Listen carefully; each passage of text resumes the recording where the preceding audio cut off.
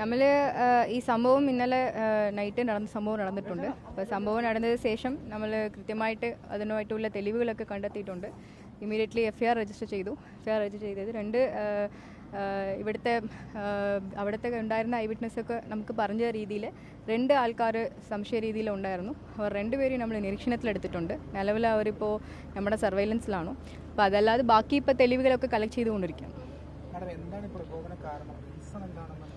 Reason ഇതുവരെ നമുക്ക് മനസ്സിലായിട്ടില്ല. ഇപ്പോൾ ഇൻവെസ്റ്റിഗേഷൻ തുടങ്ങിയിട്ടേ ഉള്ളൂ. അപ്പോൾ റീസൺ നമുക്ക് ഇതുവരെ മനസ്സിലായിട്ടില്ല.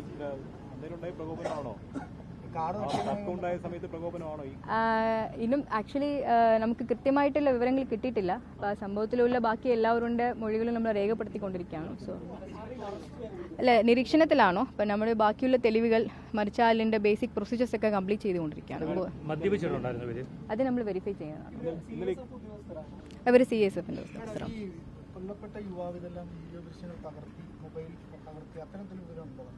നമുക്ക് അങ്ങനെ കുറച്ച് എവിഡൻസുകളൊക്കെ കിട്ടിയിട്ടുണ്ട്. അത് വെരിഫൈ ചെയ്തുകൊണ്ടിരിക്കുകയാണ്.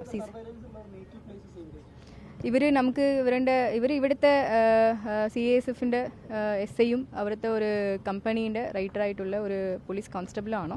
അപ്പോൾ ഇവരുടെ നേറ്റീവ് സ്ഥലങ്ങളൊക്കെ ബീഹാറിന് പറഞ്ഞ് നമുക്ക് ഇൻഫർമേഷൻ കിട്ടിയതാണ്.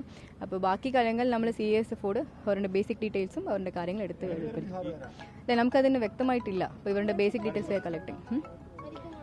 ഒരാൾക്ക് പരിക്കുണ്ട്. അവർ മെഡിക്കൽ സർവൈലൻസിലാണ്.